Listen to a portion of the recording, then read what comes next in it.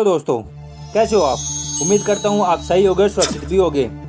तो आज है सैटरडे और सैटरडे हम आर्ट, कल्चर और गेम्स का लेक्चर लेने वाले हैं, जिसमें कि हम 30 क्वेश्चन कवर करेंगे। तो टॉपिक कौन सा है वो देख लीजिए, संडे लेक्चर। महा चैलेंज क्विज में आज हम कराएंगे आपको कला, संस्कृति और खेल, आर्ट, कल्चर एंड गेम से रिलेटेड 30 क्वेश्चन कराने वाले हैं विद इंपॉर्टेंट नोट के साथ। देखिए, हम जो 30 क्वेश्चन हैं वो हम एक वीडियो में नहीं करा रहे हैं, वो हम 3 वीडियो में कराएंगे, जो कि आपको मॉर्निंग में, दोपहर में और आपको शाम को मिलेगी 10-10 क्वेश्चन करके। क्योंकि वीडियो बहुत ही वाइड हो जाती है, 10 क्वेश्चन की वीडियो होगी तो शॉर्ट होगी और आप आसानी से देख सकेंगे। ठीक है, तो आज का जो लेक्चर होगा 1.1 होगा। पहला दिन है, पहला लेक्चर है कला, संस्कृति, खेल का। उसमें हम कवर कराएंगे आपको भारतीय संस्कृति के प्रमुख जो उन्नायक हुए हैं, जो प्रमुख जो विद्वान हुए हैं भारतीय संस्कृति से, उसके बारे में हम कराएंगे। तो लेवल फर्स्ट हम चलते हैं। लेवल फर्स्ट का जो पहला क्वेश्चन है वो है, निम्नलिखित में से किसने स्वयं को हिंदुस्तान का तोता कहा है। मलिक मोहम्मद जैसी ने कहा है, कि रश खान ने कहा है, या फिर जो अमीर खुसरो है उसने कहा है, या अमीर हसन ने कहा है। इसका जो करेक्ट आंसर है वो हो जाएगा अमीर खुसरो।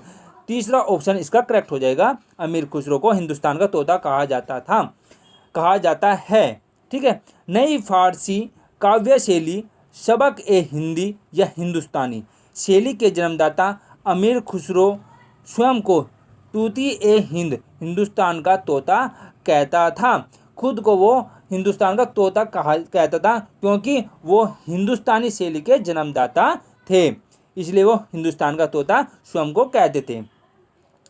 सेकंड क्वेश्चन है कि अमीर खुसरो का जन्म स्थान क्या है, कि जो अमीर खुसरो का जन्म हुआ है वो कहाँ पर हुआ है। इसका करेक्ट आंसर क्या हो जाएगा, इसका करेक्ट आंसर हो जाएगा पटियाला। पटियाला में अमीर खुसरो का जन्म हुआ है। तो अबुल हसन यमीनुद्दीन अमीर खुसरो, ये पूरा नाम हो गया अमीर खुसरो का, अबुल हसन यमीनुद्दीन अमीर खुसरो, जिनका जन्म 1262 से 1324 तक जीवन काल रहा, का जन्म पटियाला कासगंज उत्तर प्रदेश भारत में हुआ था।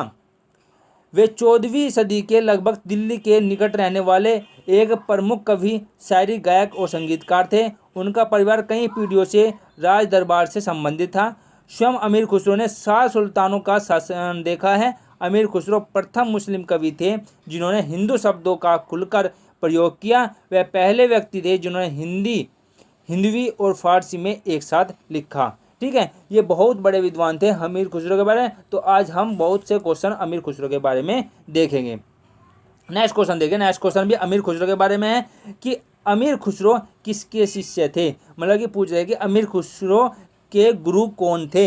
इसका आंसर हो जाएगा निजामुद्दीन औलिया अमीर खुसरो के गुरु थे। ठीक है। तो 8 वर्ष की उम्र में वे प्रसिद्ध सूफी हजरत निजामुद्दीन औलिया के शिष्य बने। 16-17 साल की उम्र में वे अमीरों के घर शायरी पढ़ने लगे थे। पहले जो मनोरंजन के साधन थे वो शायरी वगैरह थे। तो बड़े बड़े जो अमीर लोग थे वो शौक रखते थे शायरी सुनना, तो वे 16-17 साल की उम्र में ही अमीरों के घर शायरी पढ़ने लगे थे। नेक्स्ट क्वेश्चन देखिए। नेक्स्ट क्वेश्चन है कि अमीर खुसरो का वास्तविक नाम पूछा है। अमीर खुसरो का वास्तविक नाम क्या था। इसका करेक्ट जो ऑप्शन हो जाएगा वो हो जाएगा मोहम्मद हसन। इसका करेक्ट आंसर हो जाएगा, अमीर खुसरो का वास्तविक नाम क्या था, मोहम्मद हसन था। व्याख्या देखिए कि अबुल हसन यमीनुद्दीन अमीर खुसरो 1262 से 1324 तक 14वीं सदी के लगभग दिल्ली के निकट रहने वाले एक प्रमुख कवि, शायर, गायक और संगीतकार थे। नेक्स्ट देखिए। नेक्स्ट क्वेश्चन क्या कहता है। नेक्स्ट क्वेश्चन है कि अमीर खुसरो किस शासक के दरबारी कवि थे। जो ऑप्शन दिया हुआ है, ऑप्शन में पूछ रहा है कि अमीर खुसरो किस शासक के दरबारी कवि थे। वो थे चारों ऑप्शन में से अलाउद्दीन खिलजी। अलाउद्दीन खिलजी के अमीर खुसरो शासक वो दरबारी कवि थे। वैसे तो इन्होंने सात शासकों का राज्यकाल देखा है। जो 4 ऑप्शन है उनमें से जो सही ऑप्शन हो जाएगा वो अलाउद्दीन खिलजी हो जाएगा। ठीक है। तो व्याख्या देखिए। व्याख्या में क्या कहता है कि जब खिलजी के भतीजे और दामाद अलाउद्दीन ने 70 वर्षीय जलालुद्दीन का कत्ल कर सत्या हत्याई, तो भी वो अमीर खुसरो को दरबार में रखा। चित्तौड़ पर चढ़ाई के समय भी अमीर खुसरो ने अलाउद्दीन खिलजी को मना किया, लेकिन वो नहीं माना। इसके बाद मलिक काफूर ने अलाउद्दीन खिलजी से सत्ता हथियाई और मुबारक शाह ने मलिक काफूर से, आगे देखिए। अच्छा, इसने कहा है कि जो हत्या से हत्याई है, इसके बाद जो मलिक काफूर हैं उसने किससे सत्ता हत्याई? अलाउद्दीन खिलजी से सत्ता हत्याई और फिर मुबारक शाह ने मलिक काफूर से। ठीक है, ये इसका स्पष्टीकरण हो गया। अब छठा क्वेश्चन देखिए। छठा क्वेश्चन क्या कहता है कि महान हिंदू विधि निर्माता थे। जिसने महान हिंदू विधि निर्माता किसको कहा जाता है? इसका करेक्ट आंसर हो जाएगा मनु को महान हिंदू विधि निर्माता कहा जाता है। व्याख्या देखिए कि व्याख्या में क्या कहा गया है कि सनातन धर्म के अनुसार मनु संसार के प्रथम पुरुष थे। प्रथम मनु का नाम स्वयंभू मनु था, जिसके संग प्रथम स्त्री थी शतरूपा। ये स्वयंभू अथवा स्वयं उत्पन्न बिना माता पिता के उत्पन्न होने के कारण ही स्वयंभू कहलाए। इन्हीं प्रथम पुरुष और प्रथम स्त्री के संतानों से संसार के समस्त जनों की उत्पत्ति हुई। मनु की संतान होने के कारण वे मानव या मनुष्य कहलाए। स्वयंभू मनु को आदि भी कहा जाता है। आदि का अर्थ होता है कि प्रारंभ। ठीक है, तो ये हिंदू मान्यता के अनुसार है कि जो सबसे पहले कोई आदमी और स्त्री बन के आए पृथ्वी पर, उसका नाम मनु था और जो स्त्री का नाम था वो था शतरूपा। ठीक है, नेक्स्ट क्वेश्चन देखिए आप। नेक्स्ट क्वेश्चन क्या कहता है कि भारत में सूफी समुदाय का संस्थापक किसे माना जाता है?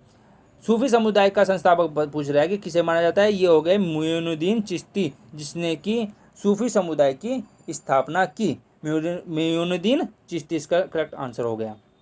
स्पष्टीकरण देखिए कि ख्वाजा मोइनुद्दीन हसन चिश्ती की मजार अजमेर शहर में है।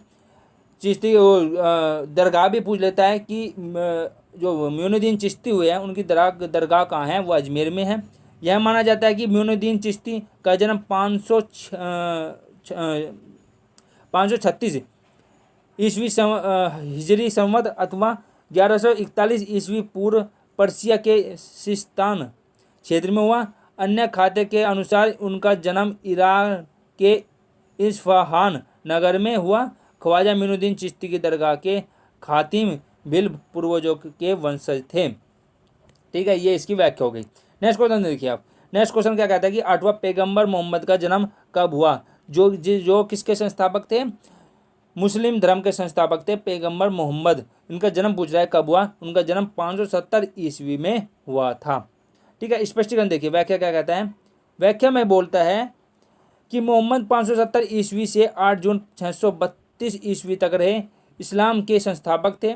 इस्लामिक मान्यता के अनुसार वह एक भविष्यवक्ता और ईश्वर के संदेशवाहक थे, जिन्हें इस्लाम में पैगंबर भी कहते हैं, जो पहले आदम, इब्राहिम, मूसा, ईसा, यीशु और अन्य भविष्यवक्ता द्वारा प्रचारित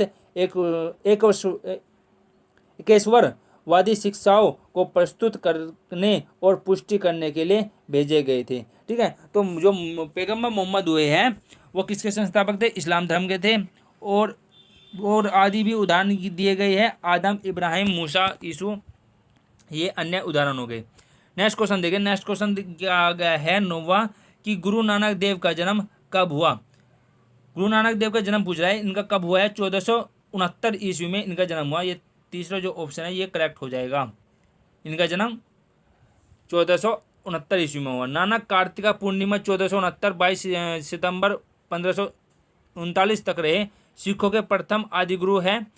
इनके अनुयायी इन्हें नानक देव जी, बाबा नानक और नानक साहा नामों से संबोधित करते हैं। नानक अपने व्यक्तित्व में दार्शनिक, योगी, गृहस्थ, धर्म सुधारक, समाज सुधारक, कवि, देशभक्त और विश्व बंधु सभी के गुण समेटे हुए थे। ठीक है, ये इनकी विशेषता हो गई।